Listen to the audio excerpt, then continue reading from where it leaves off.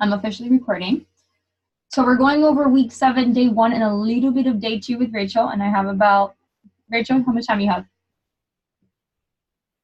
How much time I have? You good with time? Okay, we're good. So we'll play it out. So money mindset, I think this is like a good basis. I'm not going to go through each one of these. I think this like speaks for itself, the true or false area.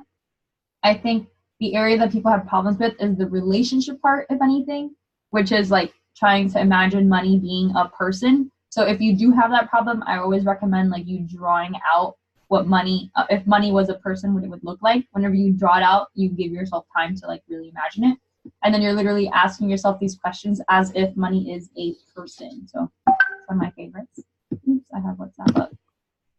All right.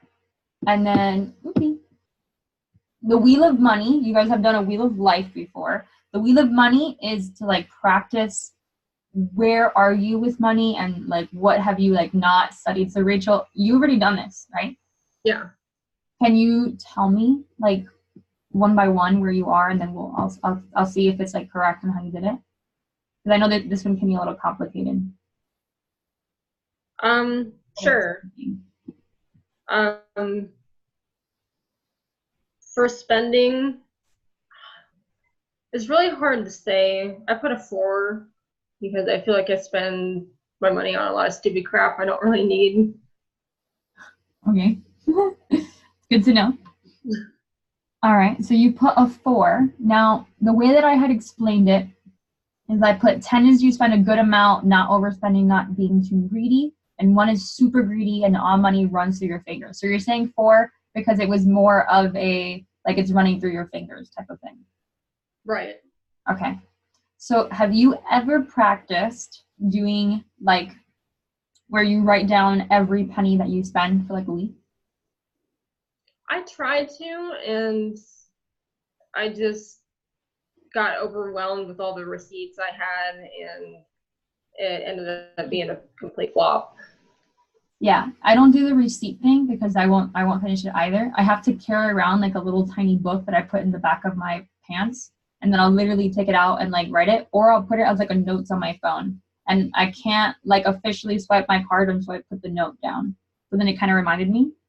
Or another thing that's like super easy, like app 101 is Mint.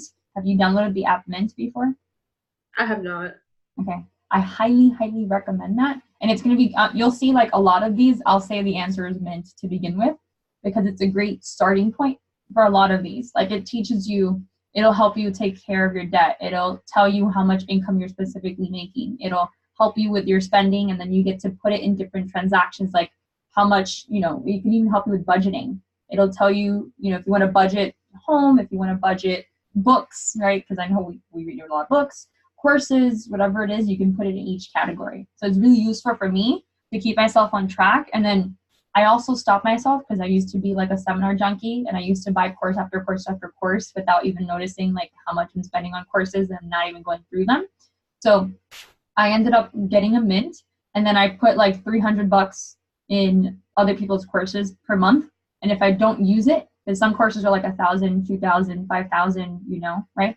So if I have a course that I want to buy that's like $5,000 or whatever, then I'll save that 300 over and over again into my savings account instead of spending it. And then when I have 5,000 on there, then I can use it for that course. Does that make sense? So that Mint, Mint. M-I-N-T. Let me see if I can do that. Where's my Mint? Mint. Oh, there it is. It looks like this. Intuit Mint. Okay. Got it? Yeah. It's really useful. I have it. I don't know. Give me let me see if I can show you how like the budgeting works or something. Budgets. Yeah. So I'll give you like a small example. I'm over my entertainment list. Entertainment. So for example, it has auto and transport, bills and utilities, entertainment, fees and charges, life insurance, food and dining, and you get to pick what specific budgets you want to put in there. And then you also get to put like It'll even tell you in the last few months for shopping, you spent $100 on average per month, right? And then you can either put $100 limit, or you can put like $80 to test yourself and see if you can get rid of $20 worth of things. Does that make sense? Mm-hmm. That's what I would recommend. Like, I'd even take off $5 and then little by little take off a little more and see where it's difficult for you and what you're spending it on in general.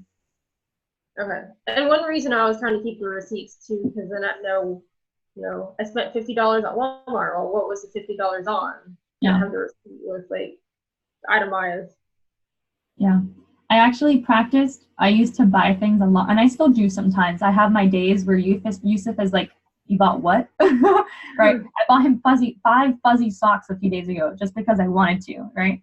And like little things like that. And what he had me practice is if I didn't use it in a week, right, then I would keep the receipt and I'd take it back.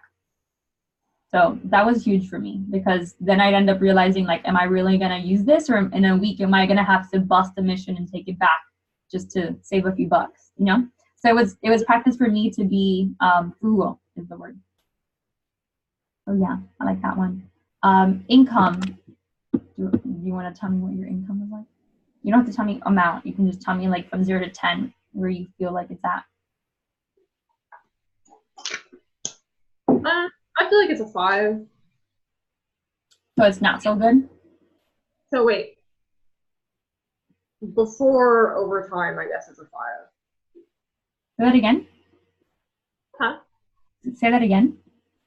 My income, I guess it's a 5 before overtime. Before overtime? Yeah. Yeah, I know you have a problem with that. I definitely need to talk to you about that separately. Okay, so for income, what do you think that you can do to raise it even to a 6 without overtime? I don't know. I'd have to get a different job, I guess. That's one opportunity. You also have online opportunities, right? Like, let me think of something for you. So you are starting to get ideal clients, and you're to create your book, especially, do you want to do a self-publish, or do you want to do a publish for your book, by the way?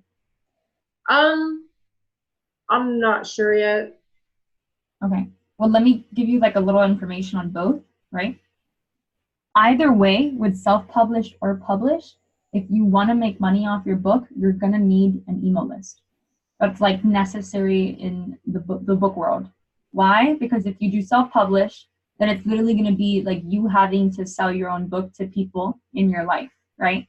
And it's not going to be easy to put it out there. So you have to have an email list of people. If you publish your book, let's say you decide to go with Hay House or something like that, a big name. They need really big email lists. Like, they will not publish your book unless you have 5,000 people or something like that in your email list. Does that make sense? So book writing is definitely important. And as soon as you have your book done, it's really about like pre-launching it, which is really focusing on, and not to freak you out or anything. I don't want you to be like, oh my God, like I didn't know this was part of it. But it's the truth. The truth is that books is a type of marketing for people. So a lot of people, even if you have this book, now how can you like create a course for it, which you and I were talking about? How can you get people to start following you with free gifts or whatever it is? You're going to need an email list. And the reason I'm bringing this up is because when you have an email list, here's like the basic rule. If you have an email list of 5,000 people, you're making 6 figures, period. As long as you're using it correctly, right? As long as you're marketing correctly, you're going to be making 6 figures from that 5K list. Make sense? So if you have, let's say if you have 1,000 people in your email list, you're probably making, depending on if people are using it correctly, you could be making from 0, or you could be making, I've seen people make up to 10K per month on like $1,000 email list, right? So knowing that, and knowing that you need an email list for your book, it would be perfect to also help you little by little increase your income, right? What can you start to sell that can be related to your book? Small rituals, $7 rituals, or once a month, kind of like what Global Sisterhood does, is they send out like a full moon and new moon ritual for you to do with your circle. Maybe you can do something for solitary witches, right? $7 per month thing for solitary witches to get some type of ritual for new moon and full moon every month or something like that. That'd be really cool. I'd be down to buy that, right? So figuring out what's something else that you can do that you can give out. And you can always share it to her sisterhood group. You ask me and I will probably say yes, especially for you. So you just have to let me know, right? And anybody else that's in Aligned Action Academy. You just have to let me know, and that can get you to that 6 mark. Okay. Are you freaking out? Or are you good? So for the email list, then I'm just sending them something for them to buy then? So the email list has a lot of qualities to it. A lot of it, like I always say, use the 80-20 rule, which is 80% of the time you're giving them free stuff, you're creating blogs for them, you're giving them information, you're educating them, and then 20% of the time you're selling. Make sense? Yeah. And I try to keep that rule on my Facebook posts and pages and everything that I do, right? So that's a good rule of thumb, but it's really about like the more people that you're helping and serving, the more money you're going to be making. So the more email lists you have, the higher, if you create a Facebook group, the higher Facebook group members you have, the more likely you are to make money. Make sense? Okay. Yeah, and I was thinking about making a Facebook page. Should it be a page or a group? I recommend group because Facebook page is more for like legit businesses that have like an actual place. And Facebook pages at this time with the algorithm on Facebook that's like happening, and this is like marketing 200 to like 4.0%. It's intense, and you need to be doing Facebook ads to get your Facebook page out there, or you need to already have a list. So Facebook group is a great way to start. Because literally, like, with the new things that they've been doing, adding Facebook group, literally like a button you can press on your phone and stuff, people are more likely to get on Facebook groups now. Okay. Yeah. Okay, so we kind of created like a small plan for you to get to at least 6 and hopefully more of income little by little, right? Mm-hmm. Which is the more people you help, the more you're going to get. And that's also going to help with your book review too. And you like selling your book, self-publish or publish. So what about your debt? What's your debt look like from 0 to 10? Go back. 0 is you have a lot of money in debt, and 10 is you have $0 in debt. It's the opposite. I don't know, 3. I have student loans, but it's not as bad as like everyone else I've talked to. Okay. Plus the house, huh? Oh, plus the house. That's true. Yeah. So the house was $107,000, and student loans I think is $10,000 now. Okay, your student loans are not bad at all. Mm-hmm.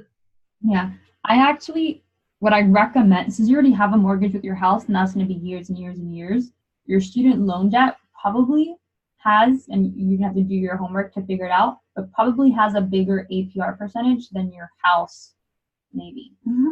The student loan is pretty intense. And if you only have $10,000 on it, I recommend paying that off as soon as possible. As soon as, like, any money that you make for income and getting it to 6, 7, or 8 or whatever, you like put it into your student loan debt and finish that as soon as possible. Because the faster you pay it off, the less you have to. Because it says $10,000, but by the time you finish paying off the $10,000, you'll probably pay like $15,000. You know what I mean? Mm-hmm. So finish paying that off first. Savings. Do you have any savings account? Yes, I have 2 savings accounts. You have 2 savings accounts? Wow. Yeah, I have like emergency fund and regular savings. Oh, look at you. Okay, so you do know how to do that. So you have an emergency. Can I ask how much you have in it? Is that okay? Emergency, I have 1,000. I think it's like $1,050 or something like that. Okay, and the other one? 6,000 or close to it. Okay. So for your emergency fund, I think I put it down here somewhere. I mean, like, beep, beep. For your emergency fund, I'm trying to find it. I always, create an emergency fund. Oh, I didn't put it.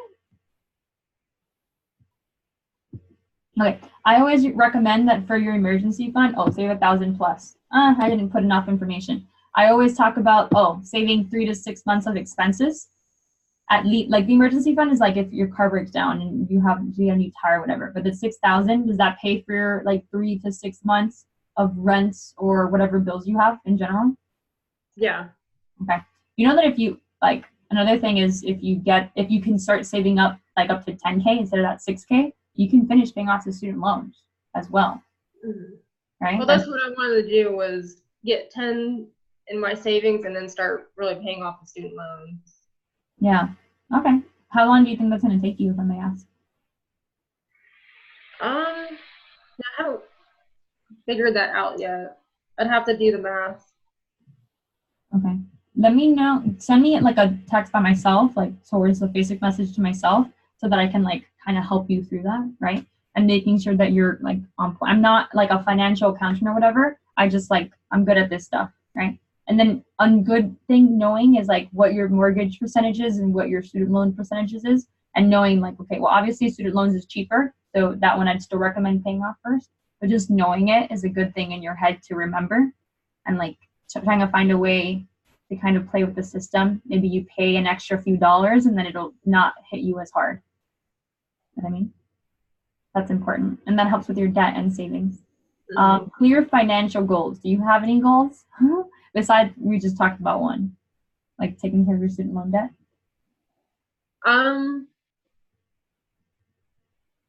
Definitely like spending less on stupid stuff. Finding ways to save money.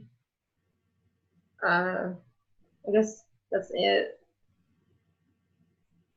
Did you write it down? Well, yeah, that's basically what I put down.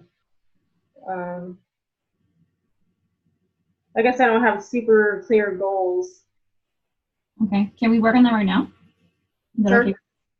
Okay. So we talked about a few, so let's just like clarify on them. So you want to finish paying off your student debt, right? And then what I recommend is maybe after this call, you write down by when, like what date do you want to finish paying that off? And it may also help you figuring out when you want to get your savings account to a certain amount, by what date you feel like you can honestly do that in. Not like you having to come up like figuring out how else to make the money, but with the money you're making now. And if you can kind of bring that number down by adding more money, then perfect. Make sense? Yeah. So let me see if I can reword that into like a sentence versus my 7 sentences. Getting your savings account to X amount, you said 10,000? Yeah.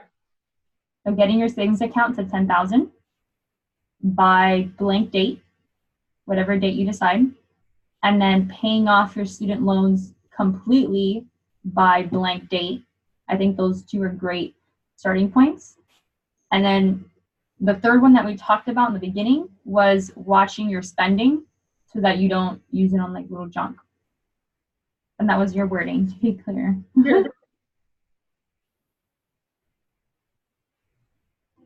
Fair? Yeah. Okay. So just send me those dates whenever you can. And then financial education, you said that you didn't really know anything about like retirements and 401ks and investments and stuff, right? Right. Okay. I always recommend, yes, Mint. And then I also recommend something like Stash. That's the one that I personally use. That's the one I like to mention. I put a code up here that you guys get like $5. Up here. You guys get like $5 if you use Stash through this little code or whatever. It's an affiliate link. And that code will give you the $5. And literally what I do is it starts getting you to practice figuring out how much you want to put into different investments and bonds and such. It's pretty cool. Like there's things that are like for women empowerment, businesses that are only run by women. You can do like the big ones like Apple and Netflix and Microsoft and all the big things. So it's pretty cool. And it even has a card now that I haven't tried yet personally, but it's called Stock Back when you spend. And if you spend with it, it'll give you a percentage of stocks. It's kind of like a credit card or whatever, but it's debit card. You put in specific amounts of money in it, and instead of paying things with your debit card, you pay with this, and then it's like good. I haven't tried it yet, but it looks cool. So that's an option. Okay, yeah, I'll check that out. I have gotten an extra $8 in the last 3 months from the app. So it's cute. It works out pretty well. And then that's a good way to start. And then if anything, you can also just start, like, I recommend reading at least one financial article a week so that you can start practicing, like, just learning the lingo and stuff like that. And that's how it's a good starting point, right? If you read one article a week, you're going to end up becoming a master of it soon enough. Okay. Make sense? There was a class I was going to the library, but I think it was more aimed to people who are like almost to retirement. So I didn't think that would work. Well, what do you mean? Say that again. Well, there was like a retirement class at the library that was for free for seniors, and I'm not a senior. Yeah, maybe not. Retirement is like, so to give you like a small amount of information, I'm not an expert or anything like that, but I do read the articles. When we retire, like you and I retire, it's a completely different ball game than when other people retire. Like I was watching The Marvelous Mrs. Maisel a few days ago. Have you seen that before? I have not. Okay. I didn't think it was a big deal until I watched it. And then it says like Emmy winner and global winner and all this other stuff. It was pretty good. I'll give it props. And one of the things I really liked about it is that it was in like the 70s, I think. And it was really focusing on what it was like back then. And the father, not to ruin anything like that, but he's like about to hit retirement. And he starts talking about how even if he goes crazy or even if he quits, like he still has to get paid that. It doesn't work in our society like that. And it's not like by the time that we're 55, retirement's going to have a different kind of law practically. So the rules of the seniors that are happening now are not going to work for us, and it's just getting worse. So it's kind of like we have to have our own retirement plan and our own kind of like 401k and stuff like that, which is why I've been focusing more on investment stocks and bonds. So just giving you like a small heads up. That's what I've heard from different financial educators like consistently. Okay. Yeah, it sucks, but at least we're, we can work on getting prepared. Record keeping. I mean, you're going to have a book soon. Do you plan on having your own business or no? Eventually, yeah. Okay. When you have your own business, I recommend having like a QuickBooks, and you can even use QuickBooks still for like your personal stuff too. Mint is good just for keeping your own records. Like you don't have to give that to the IRS or anything like that. But when you have your own business, heads up, use a different bank account and like pay everything with that other bank account. Even if it's like for if you end up getting a book, you'll probably end up getting a business around that time period. So any book like royalty that comes in, put it in a different bank account, and then you can put it into your records as two separate things, so that if something happens or something goes wrong, that it doesn't touch your personal stuff. Make sense? Okay. Yeah. So that's something I like to recommend. And then I, instead of keeping my receipts, what I've been practicing doing is putting them on QuickBooks. Like you can take a picture and then you can put them on QuickBooks, and then you can always just like go through it. And you can also do that with Evernote or Moleskine too. So pretty good stuff. Okay. Abundant mindset. 0 to 10.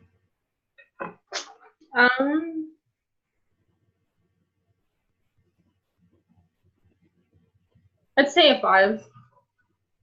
Okay. You want to explain to me a little bit why? Well, I still have like some of the old beliefs that I grew up with, that money is hard to get a hold of. Money doesn't grow on trees.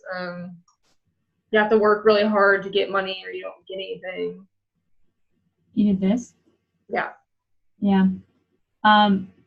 When you know that you don't have an abundant mindset with money, what I recommend is that you do the time management one again. Hold on. That's week 5, day 2. There's this. Hold on. I'm getting to it. This one. The stress relief worksheet. This is where it starts. So doing the stress relief worksheet again, but for your money mindset, it's really helpful. Like you figuring out what's your limiting belief that you have behind money, and then like really just going through the questions with the money. Like you can literally print this out over and over again for different limiting beliefs. And it's really good for the money mindset one. I was tempted to like kind of put the PDF again into money mindset, but I mentioned it. So if you go through that, knowing that, you had a few different trues and falses in here, that it may be able to help you. Okay. Let me know how you feel about it after you do it again, but for the money mindset one for sure. And then personal relationship. You kind of talked openly with me. I was testing you to see if you would. What would you say you are from 0 to 10? See what I put down. I guess a 5, because I'll talk to like certain people about money, not everyone. Yeah, it's really hard. Have you seen Adam Ruins Everything? Seen what? Adam Ruins Everything? I have not. Okay. Adam Ruins Everything he's kind of like, he's pretty funny, and he's also kind of like a documentary, and he has something like Adam Ruins Work, Adam Ruins School, Adam Ruins, I don't know, buying a home, Adam Ruins a bunch of other stuff, Adam Ruins drugs, Adam Ruins sex. It's like really funny stuff, but it also has a lot of good research behind it. So one of them was called Adam Ruins Work, and what he talked about during that TV show or that episode was that if people were to actually talk about how much they make with their coworkers, like right now it's like a taboo, like, oh my God, you can't be doing that. You can't be saying how much they're paying you. But if we were to do that, then it would make it more equal throughout the society between women and men, and also just different positions, right? Like people don't know what each other are getting paid because we think it's like a taboo, but it's not. And lawfully, we are definitely allowed to share how much we're making, and it can actually help us in the long run. I thought that was really interesting. Like he explains it obviously in like a 30-minute episode. I explained it in 2 seconds, but I thought it was really cool. So I highly recommend just talking openly about it, and not really like, it sucks that people have like specific views on how much you're making equals like you, and it hits your self-esteem, which I think is BS. But at the end of the day, it's about opening up and really just being freer. And if you're freer, like talking about your money's going to be rolling back to you a lot easier too, is what I've noticed. When people are open to it and not like scared to talk about it, right? And then go ahead. I was going to say, one thing I kind of noticed last night, just random thoughts throughout the day, was it's almost trendy to say that you're broke. Yeah. I feel like, yeah, it's trendy to say, oh, I don't have any money, I'm broke. I can't even afford the air I breathe. That's how broke I am. You're right. What the hell? I should do a post on that. And there's like memes online a lot about it as well. My pen stopped working. The trend, I'm going to literally talk about this. The trend of I'm broke. Thank you. No problem. Good thinking. Yeah, definitely. And I'm with you. Do you feel like you have that trend as well? Sometimes I'll more say it if someone else is saying it, so I feel like included in the conversation type thing. I'm like, oh yeah, I'm totally broke too. I'm gonna have to do some research on that, but I definitely, like, you hit me with that one. That one was like, oh my God, yes. I feel like the response to that is to stay to your truth.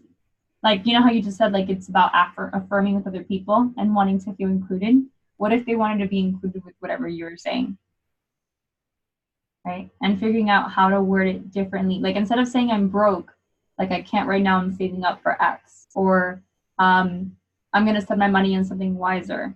Or, you know what I mean? Because that's pretty much what you're saying. When you're saying I'm broke, the term is, if you don't want to spend money on something, it's because you don't think it's worth it. You don't think it's worth that cost, or you don't believe in yourself at the end of the day. Like, those are the two that I can see consistently.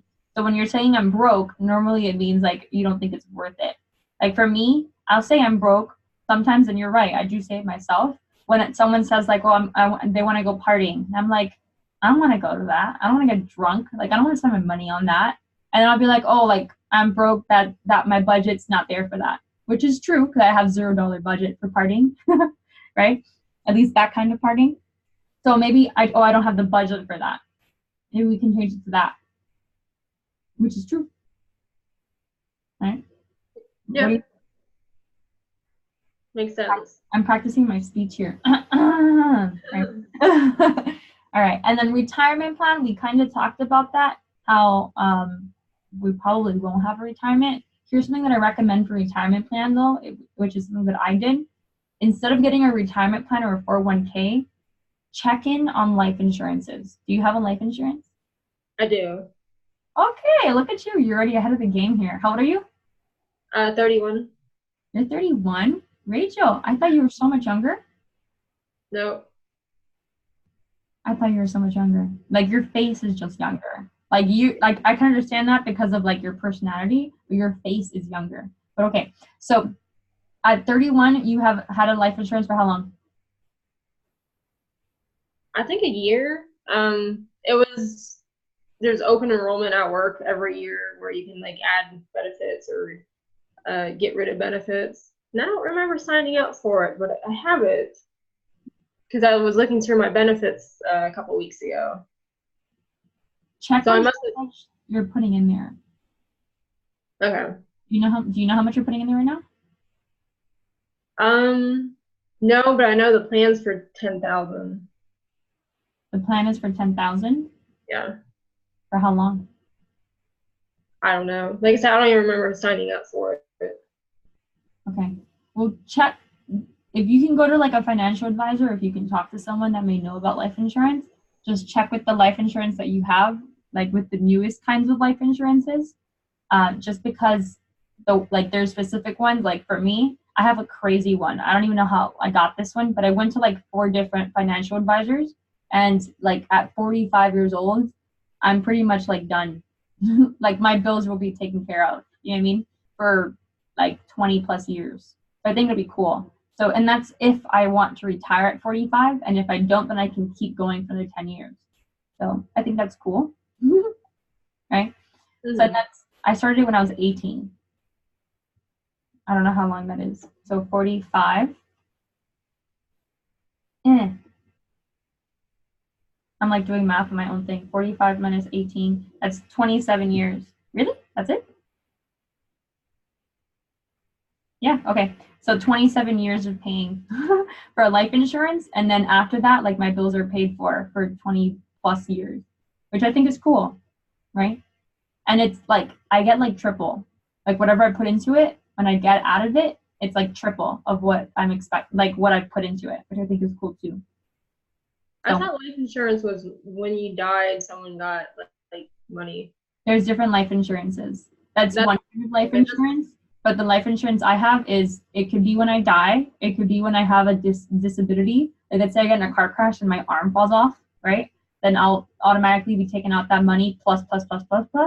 But it also is like I can take it out whenever, like at a certain age, not whenever I want. I think I can, but I've been told not to.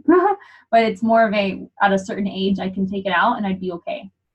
Like I still have that huge percentage. I'd like normally a savings account has like 2 to 5%, right? But you get more of. I forgot what my life insurance is, but it's like 10 or 15%, I think, or something like that, or something, probably even more. I have to check my life insurance, but I know it's the best one out there that I have personally seen. So just check it out, see what your other options are, especially if you just thought it was only for disabled or for if you died. Okay, yeah, I'll have to look at that. Check it out. That'd be cool. Okay, and then you already did all this, right? Yeah. Well, hold on. Maybe.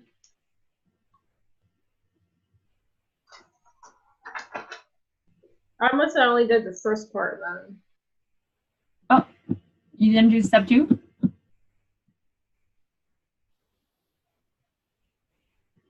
No, I guess I did not. I thought I did. Okay. I'm not going to go over it with you, but now at least you know. Right? And then the other part, this is just like me giving you different advice, kind of the ones like we talked about, like Mint. I do mention Credit Karma here. Do you know what your credit score is? You don't have to say it. Do you know what your credit score is? I do, yeah. I have Credit Karma. Huh? Or I have some credit-wise. I have something where it tells me every once in a while what my recent credit score is. Credit-wise is good. Credit-wise is good. Okay, cool. So yeah, so I have different things like that, and I have different tools. And then this is one of the main things that I recommend, which I'd call it like the fun percentages and stuff like that. Really like breaking down where your income is going consistently. If your income is like taking over 50+% of your bills, there's a problem. Like you're not making enough. So it's really about like either breaking down your bills or making more money so that you can have time for fun and savings and charity. So like you said that you like to spend money a lot on like little things and stuff like that. Again, so do I. So I put like out of that 20% fund, I have a specific amount of that 20% that I put into like my random stuff, and then the rest of it goes to like me planning out dates with my hubby and doing a bunch of stuff. You get me? Mm-hmm. And then the long-term investment is what I do with like my stash and stuff like that. So, and then life insurance. Long-term investment for me is life insurance and stash. Yeah. So yeah. That's money mindset broken down. And then you said that you haven't done the new you one yet. You have more time for me to go through this really quickly? Okay. So for the new you, like small breakdown, DJ style. You know how I like my DJ style? Okay. Rachel, I haven't gotten you to like fully laugh at me yet. And I want to be your laughter. I want to bring you smiles. Help me out here. I want to know what you think is funny. Okay, so for the new you, it's really about writing down like what titles do you have that are like inside of you, right? Because a lot of us, even if like we were one person, yes, but there's a lot that goes on within that one person, right? So I have a piece of me that like I call her the feminine princess, which she is like, she's like super caring about everybody. She like cries about everything, right? And she has her own little role. Like she loves her boyfriend immensely, and she like gets in the mode whenever my boyfriend comes along. But I also have like my business queen side. I think I called it business queen. I don't even know what I called it. I called it my sexy business leader, because I have a business side and it's normally not sexy. It's normally not, no joke. Normally she's like very like masculine and to the point, et cetera, et cetera. But I wrote down what I wanted her to be from now on, right? I wanted my business side to also be kind of sexy. So right now I'm not sexy, but in general, right? And sexy is not just about looks, it's about how I feel. So I feel sexy. And it's really about like, how can you play that role more often and bring it out into the world, right? So figuring out like, maybe you have a specific role when you're with your coworkers, when you're with your boyfriend, when you're alone, right? Maybe like I put my best friend because that's for self-love purposes. For my kid side, I put my creative genius. You get me? So there's like different parts of you. And sometimes before you even do this step, you may need to write down like the different kinds of roles that you play, right? Such as girlfriend, such as cat lover, bookworm, right? And writing down all the roles that you play first, and then you figuring out how you could be the best version of that role. Does that make sense? Mm-hmm. So that's what I recommend doing for the new you, because now that you're almost done with Aligned Action Academy, it's really about getting clear on what to do when you're done with Aligned Action Academy. Like that's what we're moving towards, right? And then for the next week or two, I like practicing this and seeing what it's like for you. Like for a business leader, I have to literally focus on like being a sexy business leader. And I have to focus on being a fantastic girlfriend and having that feminine energy and that feminine juju whenever he comes into the house versus my masculine energy.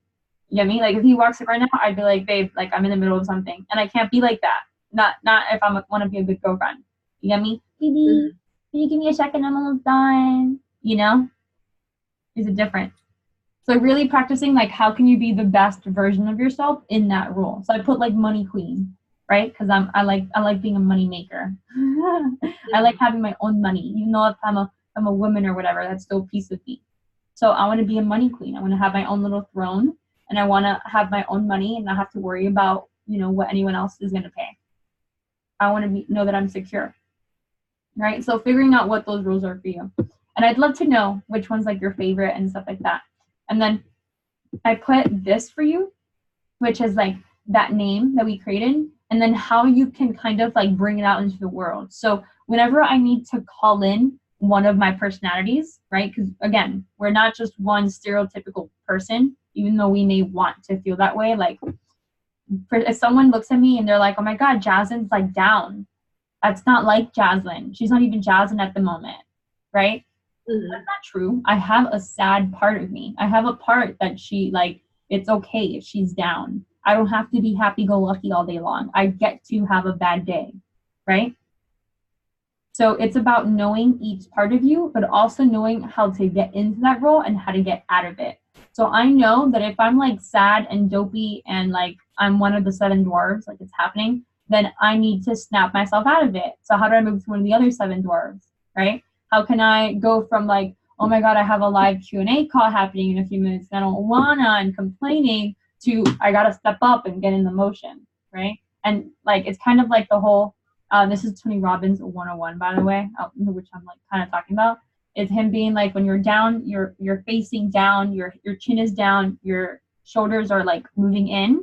But when you want to stand up, when you want to have confidence again, when you're going to do a speech, you want to have your shoulders back, your chest up, your chin up, right? And you want to have a smile on your face. It's really hard, I've noticed, going from like, if you want to stay sad and you trying to smile, and not just smile like really quickly.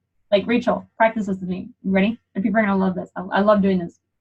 I want you to smile at like little by little, like go from frowning to slowly raising your cheeks little, as slowly as possible. Ready?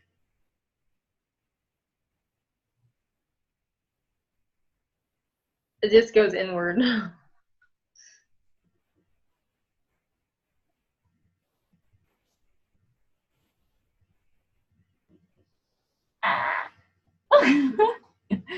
You see what I did? So when you do that, it's automatically a trigger for the chemicals in your brain, your oxytocin, your dopamine, and your serotonin. Even like your serotonin normally comes from your gut as well. It's like a total extra bonus point there. And all of that will start to increase and bring you happiness by you slowly smiling. Something as simple as that. So figuring out what is it that your persona, that specific role that we talked about, wants, needs, loves, and what kind of body language / how does it dress, right? And that body language is what I was talking about with the shoulders down or the shoulder up, right? Or the chin down or the chin up, or if you're smiling or if you're frowning. I have like a tick that I do. Like my boyfriend has this tick. I don't know why, but he always does this. And I know he's like in his anxious state. And all I have to say is Hercules to him, and he'll automatically like get up and put his chest up, and it's automatic for him, right? So this is what I call this Hades, because he's in angry mode, he's anxious, like he's worried about something, and then when he does this, like that's it, he's back into Hercules, like I'm the man mode, right? So figuring out those little ticks that you have between each role, and that's kind of what brings you there. Make sense? And how to get yourself back out. And then having a mantra, right? If I'm walking somewhere and I may not be able, like if I'm in the middle of about to be in an interview or something, I can't be in the seat being like, right? But I can in my head say like a little mantra that will remind me of that person and get that person out. Make sense? Mm-hmm. Oh yeah. So that was the week 2, and you can still watch I think the video is not that long for this one. Yeah, it's 6 minutes. That's a 6-minute video. I think I went more than 6 minutes explaining it. Yeah. It was literally just so I can like show you what the purpose of it is and also guide you through it, because this I know can be a little confusing at times. So do I need to figure out 8, or just happen to have 8 arrows on the heart? You don't have to use all 8 if you don't want to. I know some people ended up adding like 4 more lines to this, right? So you can, it just depends on what roles you play. Like some people are mom, love themselves, cat lover, dog lover, bookworm, teacher, I don't know, whatever else, other role you can possibly think of, soulmate, wife, husband, whatever else, right? So they have all these different fashion designer, I don't know. So there's all these different kind of roles that people play, and it's really about getting clear on like how you can be the best version of each one and not drive yourself insane, but a way to call yourself out. And then also we have the role of, sad person or angry person, right? Kind of having different emotions as well, different energies, feminine, masculine. So figuring out what you want to play with and which ones you want to emphasize in your next role in the new you. Okay. And then I'm not going to go over day 3 right now, even though day 3 is one that I put in a lot of time making. And it's honestly like it's powerful in my opinion, and it's going to help you with that email list thing that I was talking to you about earlier. But day 3, that one's a long one. So just giving you a heads up, take a minute. Like new you is going to be pretty easy. It should take you like a good amount of time, but not a lot of time. But your tribe, you'll probably be there like devouring it for a while. Okay. Okay. Okay. Do you have any questions for me? No, I think